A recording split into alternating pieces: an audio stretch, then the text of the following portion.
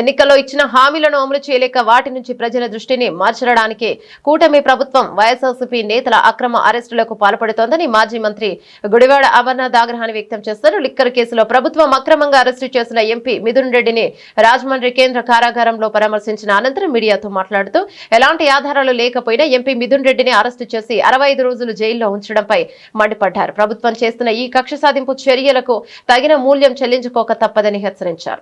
Parliament సభ్యులైనటువంటి Mithun Reddy గారిని అక్రమంగా పెట్టినటువంటిది ఒక ఫ్యాబ్రికేటెడ్ కేసులో దాదాపు 65 పైచిలకు రోజులుగా సెంట్రల్ జైల్లో, రాజమండ్రి సెంట్రల్ జైల్లో వారిని రిమాండ్ లో పెట్టినటువంటి విషయం మీ అందరూ కూడా చూస్తా ఉన్నారు.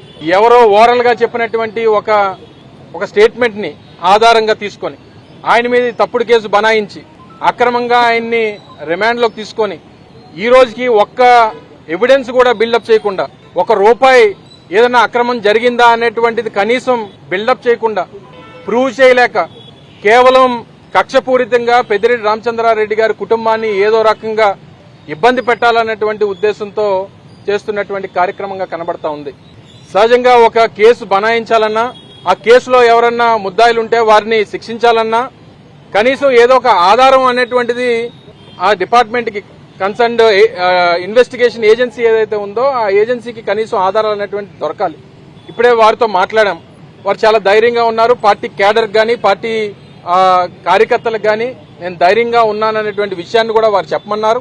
ఏ తప్పు చేయనటువంటి దానికి నేను శిక్ష అనుభవించినప్పటికీ పార్టీ కోసం నేను అన్ని భరిస్తాను, ఏ రకమైనటువంటి ఇబ్బంది లేదు అనేటువంటి మాట కూడా వారు చాలా ధైర్యంగా చెప్పడం జరిగింది.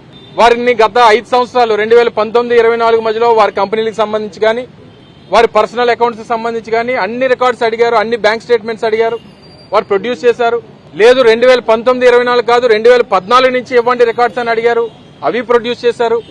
గడిచినటువంటి 10 సంవత్సరాలుగా వారి పూర్తి బ్యాంక్ అకౌంట్స్, వారి పూర్తి లావాదేవీలు, వారి కంపెనీలకు సంబంధించినటువంటి లావాదేవీలు ఇవన్నీ ప్రొడ్యూస్ చేసినప్పటికీ ఏ తప్పు అందులో దొరకనప్పటికీ కక్షపూరితంగా ఏదో రకంగా వారిని ఇబ్బంది పెట్టాలి, ఆ కుటుంబాన్ని ఇబ్బంది పెట్టాలి, వైఎస్ఆర్ కాంగ్రెస్ పార్టీ నాయకత్వాన్ని ఇబ్బంది పెట్టాలనేటువంటి ప్రయత్నం జరుగుతూ ఉంది.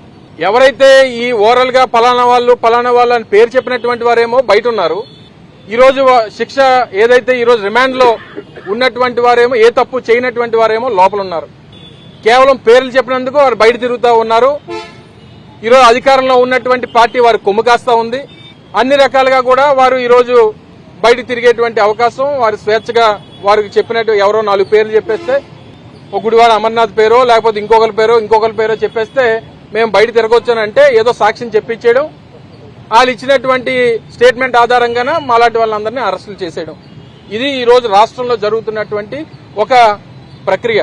ఈరోజు రాష్ట్రంలో ఉన్నటువంటి కూటమి ప్రభుత్వానికి ఏదన్నా ఇష్యూ, వారి ప్రభుత్వానికి వ్యతిరేకంగా ఏదన్నా ఇష్యూ వస్తే ఆ ఇష్యూని డైవర్ట్ చేయడానికి ఏదో ఒక ఇష్యూని అందుకుంటారు.